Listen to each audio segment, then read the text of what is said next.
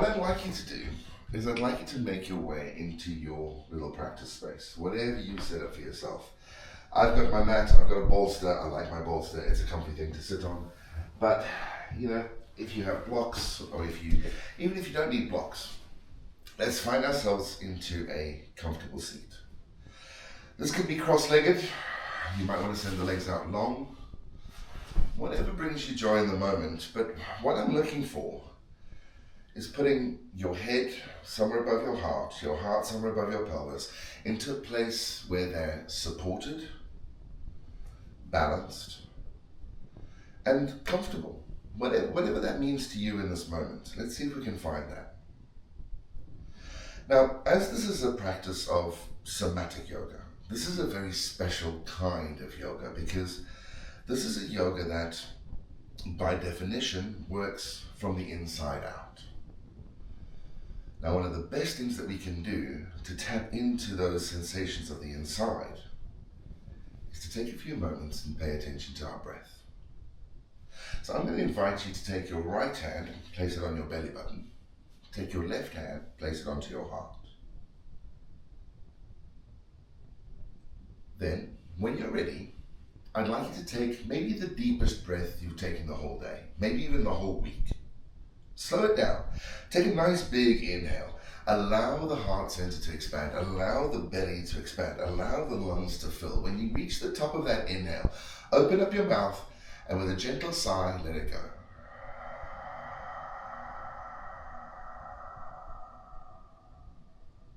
Let's do a couple of those. Once again, fill the lungs systematically.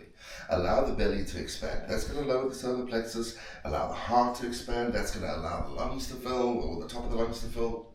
And once again, when you reach that peak, relax the shoulders. Maybe even relax the jaw a little bit. Close your eyes again. And let's follow the trajectory of the breath. Maybe in through the nose, in through the lips, down through the throat as it fills the body. And then it goes out again.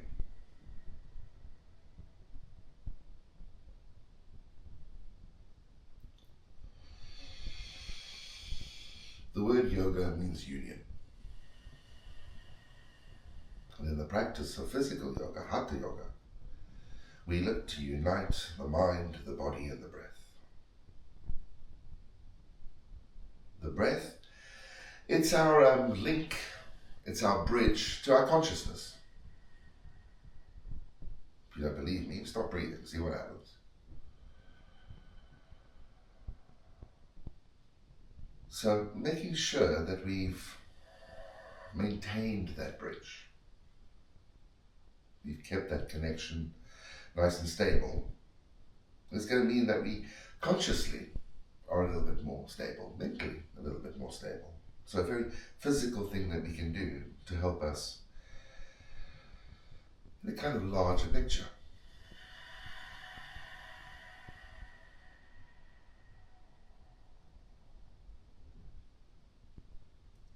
So,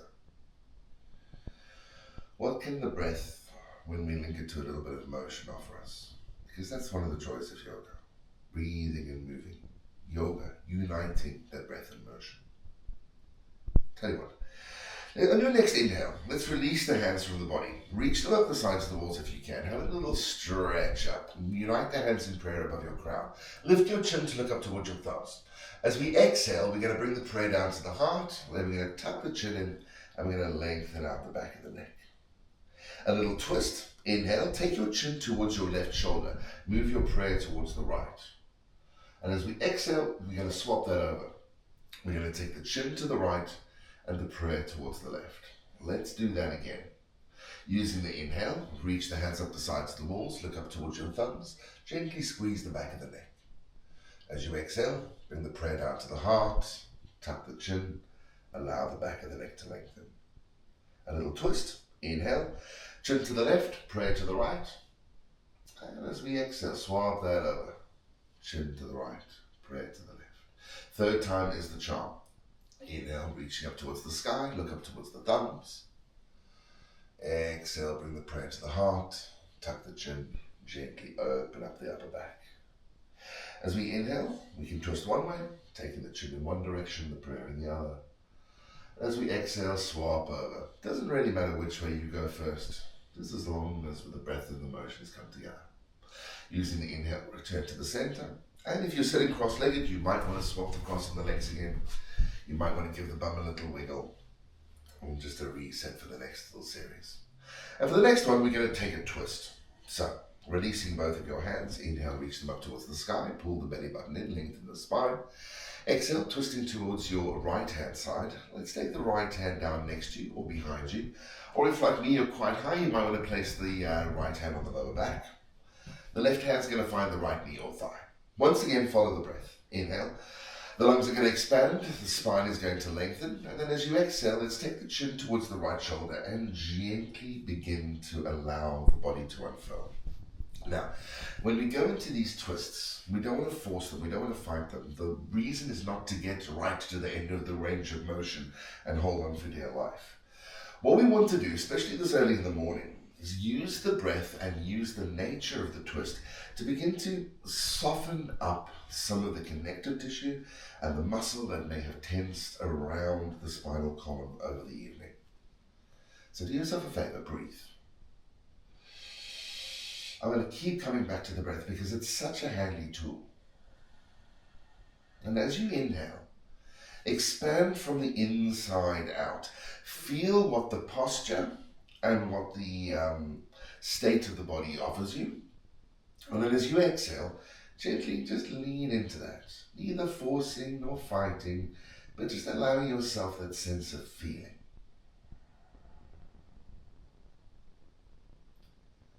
Of course, if we can, let's gently start to soften up. If there's tension around the upper neck or around the upper back, you might want to nod your head gently yes. If it's a little bit more around the sides of the neck or the shoulders, you might want to shake your head gently no. If you're feeling particularly fancy, you may even want to take the head, draw a couple of circles, loosen up into the upper back. Use the posture, use the shape. Breathe a little bit of life into anything that's feeling a little stiff or a little weak or a little overused. That's great. One more breath and then we're going to swap sides. So using the next inhale, release any bind, come back into the center. I'm going to recommend you sweep the hands up towards the sky. Have another big old stretch. They're the fun things to do. If you want to swap the cross of the legs, you're very welcome to do so. I'm going to do it just because it creates balance. Then we're going to go over towards the left-hand side. Once again, the left hand comes either next to you or behind you. And the right hand can find the left knee or thigh. Inhale, lengthen the spine, expand the lungs. And gently move into the posture. And that back arm, that's kind of like a second spine really, or like a scaffold, just helping us maintain the shape, the length of the body. The front arm, kind of like an accelerator or a volume knob, because that can either increase intensity, drawing the front shoulder around, or decrease it, and just keeping us nice and stable. So options to play with, always options.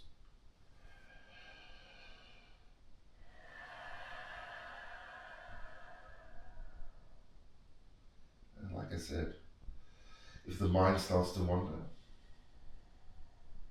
or if anything starts to distract you from where you are, draw yourself back to the breath.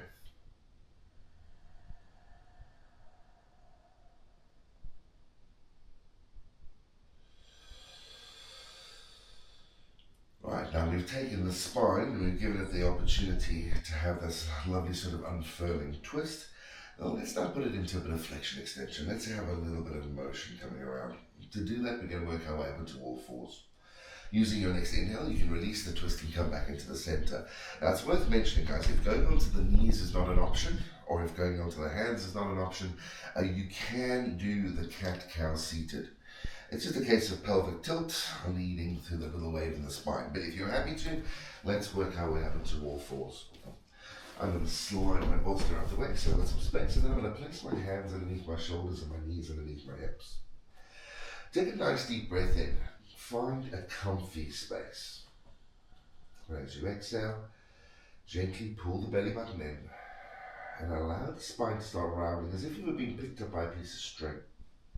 Great, let's start to move. Inhale, we're going to tilt the pelvis forward. So that means we're going to lift the sit bones, drop the belly button down, draw the heart forward and allow the crown to rise. As we exhale, we're going to swap that over. We're going to tuck the tailbone in, we're going to pull the belly button in, rounding the back, separating the shoulder blades and lengthening the back of the neck. So that's two curves of the spine. Inhale, a concave curve as we lift the tail and crown and let the belly hang down. Exhale, the convex, where we tuck the tail, we tuck the chin, and we allow the belly button to come up. Now, when I was first taught, we were told to start at the hips. It was sort of linear pelvic rotation, the up and down. So it's letting a wave start that rolls through the spine, vertebra by vertebra, section by section. And as we link the breath to the motion, we get what in Sanskrit they call vinyasa. Vinyasa, the Sanskrit term for placing the body in a special way. Oh God, I want to be more special than just breath and motion allowing itself to flow. Once again, neither forcing nor fighting, but allowing these two curves to gently flow with the breath. A little pas de deux, a dance for two. What's great about linking breath and motion is, once again, it allows the mind something to focus on, a singular place of concentration, where we can be in the moment, here and now. Alright, let's take a gentle surrender. What I'm asking us to do is send the bum down towards the heels.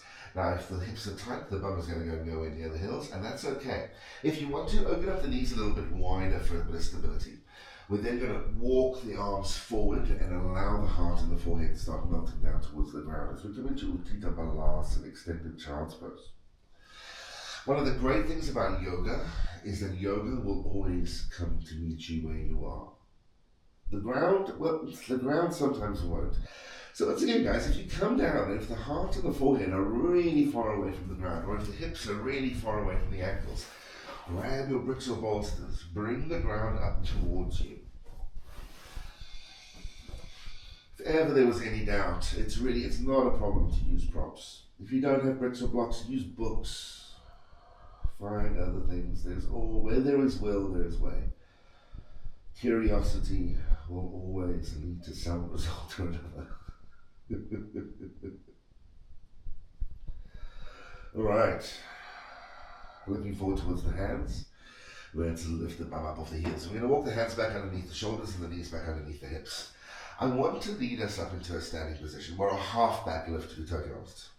Tuck your toes under, and then we're going to open up the hands, press nice and evenly with the palms.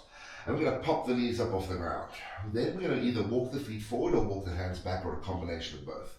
Either way, we're going to get the feet down, we're going to get the body up, and we're going to draw ourselves up to halfway. So legs nice and straight, chin gently tucked in, shoulders gently pulled back. Think of yourself like a picnic table. Legs nice and straight. Take a deep breath in here. As we exhale, we're going to forward fold. We're going to bring the belly button and chest onto the thighs, but please bend your knees as much as you can, because we're going to come back up again. Inhale, flat back halfway lift. Lengthen the legs, spine parallel to the ground. Exhale, soften again, bend the knees, belly button and chest onto the thighs. And inhale, come back up halfway. Like I said earlier, third time's the charm. As you exhale, bend the knees again, belly button and chest onto the thighs. This time we're going to come up. Inhale, sweeping the hands up the sides of the walls, take your time. Reach up towards the sky. Let's take a big old stretch and bring the hands to prayer above your crown. And as we exhale, bring the prayer down to the heart. Right, releasing this into Tadasana, mountain pose. Probably one of my favorite poses in yoga. Super simple.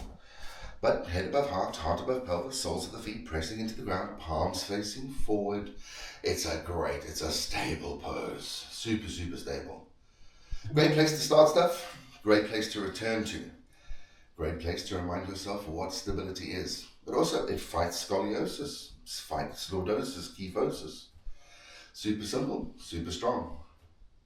Let's let it flow though. Ardha Surya Namaskar. Let's take 3 half sun salutes. So on your inhale, we're going to reach the hands above the head. Maybe look up towards the thumbs like we did earlier. As we exhale, bend the knees. Hinge at the hips, soften into the forward fold. Bring the belly button and chest onto the thighs. Let the head hang like a ripe fruit. As you inhale, come up halfway. Lengthening the legs, spine parallel towards the ground. As we exhale, we're going to fold forward again. Now you can bend the knees or you can keep them straight. That choice is yours. Use your next inhale, however, to reach the hands up towards the sky, uniting the hands in prayer above your crown. And as we exhale, we bring the prayer down to the heart. Tell you what, let's do one of those with a bit less instruction. Root to rise. Inhale. Soften, hinge and fold. Exhale. Flat back, halfway lift. Inhale. Standing forward fold. Exhale. Reach into the sky. Inhale. And pray down to the heart. Exhale. So let's challenge the mind. Let's do one with just the breath instruction. Inhale. Exhale. Inhale. And exhale. Reach to the sky. And pray to heart. Right, take a nice deep breath in. As we exhale, a little bend in the knees. Let's start dropping the bum down towards the heels. Utkatasana, chair pose. Pressing the feet, engaging the core. Let's lift the hands above the head for a moment. It doesn't matter how low you go, genuinely doesn't. But what I don't want us to do is fold forward. Draw the shoulders back, sit back for a moment. Just let the core gently engage. You don't have to go down super low. You don't. Just find the place where the body engages. Let it breathe there for a moment. Build up a little bit of that inner heat.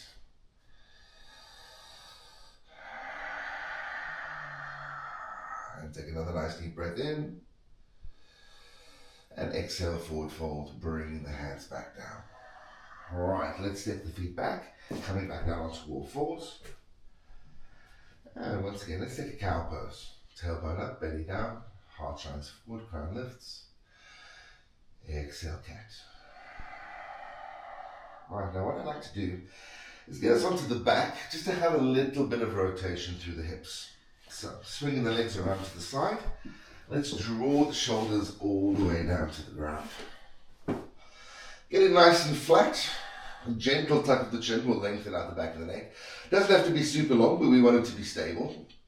Shoulders down nice and flat. And maybe the hands resting next to you, palm side up.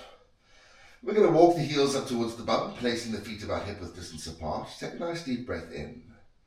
As we exhale, let's drop the knees down to the right hand side and then gently turn the chin towards the left. Now we're going to do that again. Inhale, come back up into the center, knees to the center, gaze to the sky. Exhale, knees to the left, gaze to the right. Now the hands can either remain just next to you as we windshield wiper the legs from left to right, or we can go out a little bit wider, maybe even opening up into cactus.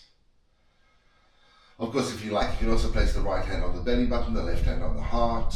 As we take this little bit of external rotation, or actually it's external and internal rotation of the hip, and just allow the outer hip, so that's the gluteus medius, the piriformis, the TFL, the IT band, and take all of those muscles, all of that connective tissue around the outside of the hip, and just give it a little bit of love. For me, the windshield wiper of the legs is one of those most integral parts of maintaining the body. Because it really does give us all of the rotations. It also allows us access into all of the connective tissue around the ball and socket joint of the hip and the lower pelvis. And if you've ever looked at a human body, you'll know that it really is a maze of awesomeness down there that keeps the body supported. Certainly not an easy thing to do. Alright. Let's now come back into the center for a moment, and we're going to bring the soles of the feet together. Gently allow the knees to open up like a book, Supta Baddha Konasana, the reclined bound angle pose or cobbler's pose. If opening up the legs like this causes any distress, either into the inside of the thigh or into the lower back, we have a couple of things we can do. Number one, we can put books, blocks, or something underneath the knees just so that we're supported. Second thing, maybe look at tucking the tail slightly in, pulling the belly button in so that the lower back arch isn't too long. Or perhaps, if that doesn't work, push the feet a little bit further away from the bum, creating more of a diamond shape in the legs. Either way, we want to try and get that little bit of external rotation. So now taking the outside of the hip, gently squeezing it. We're not holding it though, we're just allowing it to those muscles to shorten. And we're taking the soleus, the muscle on the inside of the thigh, and we're giving the pelvis a little bit of softness. Once again, the arms to cactus, or right hand to the belly button, left hand to the heart.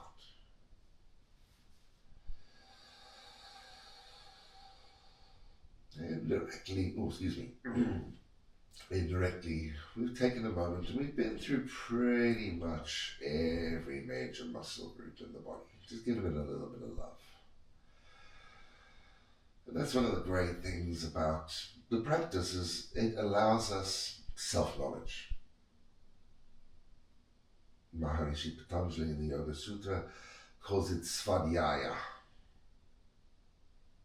I think it's the first line of the second book of the Yoga Sutra, where he really outlines what yoga in practice is. Tafa, svadhyaya, ishvari, pranidhanaha, ana kriya yoga. Kriya yoga, yoga in action is tafa, effort, that discipline. Getting up in the morning, making sure that we get onto the mat. And then svadhyaya. Sva, the self. Yaya, to study the self.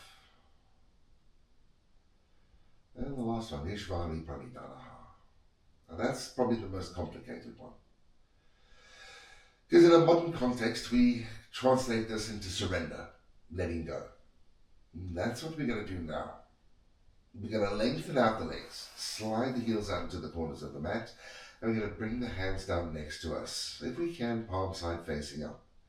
Remember Tadasana, the mountain pose, the simple standing posture, a very similar thing, except we've just sort of knocked it 90 degrees. We're now lying on the back. Guys, if you want to grab blankets or anything, if you've got something to drape across your eyes, this is a really comfortable place to do that. Once again, if lying on the back is not an option, you're very welcome to lie on the side. You're very welcome to take the seated.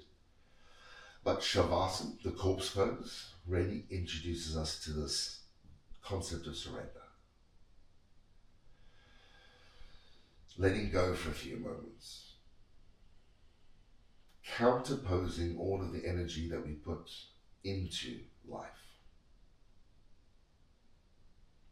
A good friend of mine once described the corpse pose as the abolition of care.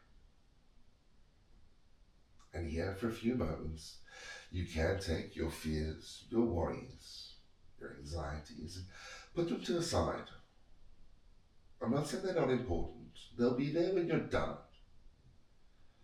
But as you've had the discipline to commit to a practice of yoga, take a moment, have a big sigh,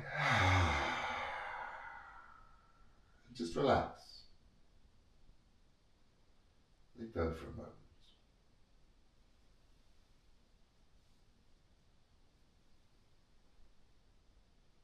Let the breath be natural, unforced.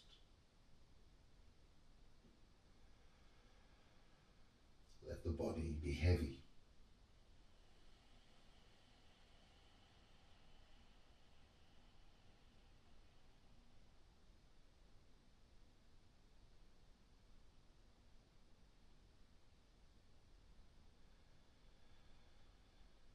It is here we introduce ourselves to the idea of potential. This is where the wave remembers that it's the ocean.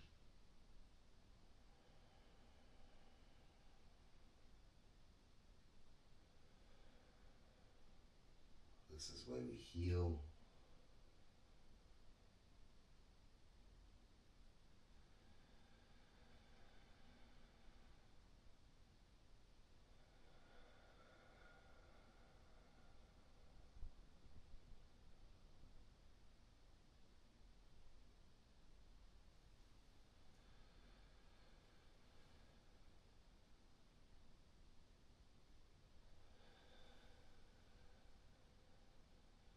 I'd love to spend ages here.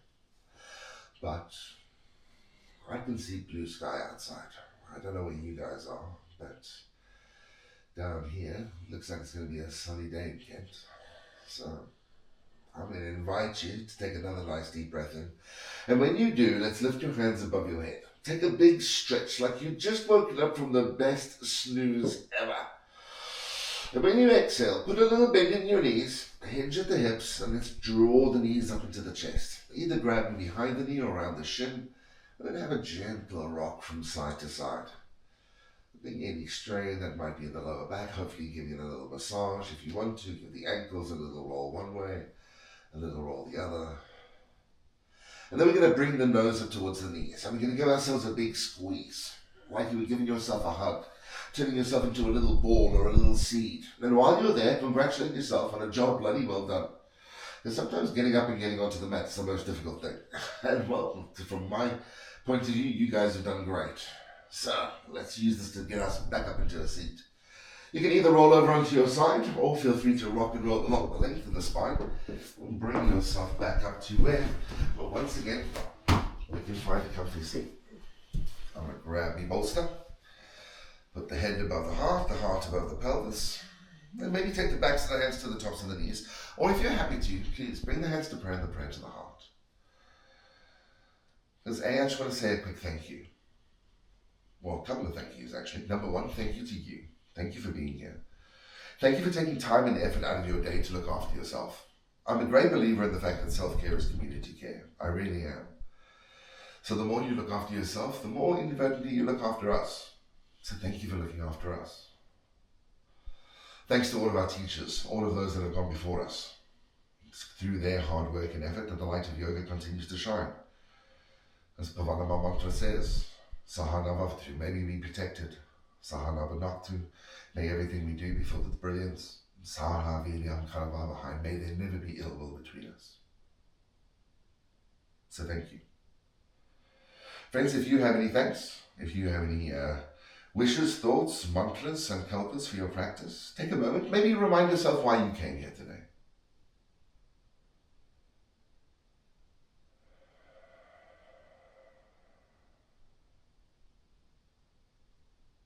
And using your next inhale, let's release the hands once again. Reach them up the sides of the walls, uniting them in prayer above your crown. And that's the perfect sign of balance. It really is. Take that balance down from the heavens and lower it down to between your eyes. With those thoughts, with that peace and with that discipline we've had in our practice, friends, may that peace be with your thoughts. We then lower the prayer down in front of the mouth or the throat. And with the truth as our guide, may peace be with all of our actions. Then lowering the prayer in front of the heart. Well, with love, unconditional love as our guide, may peace be with our hearts. Friends, I do wish you a wonderful day. Peace, peace, and everlasting peace. Thank you once again for attending. Until we see each other again, and well, because I've yet to find a better way to say it, namaste.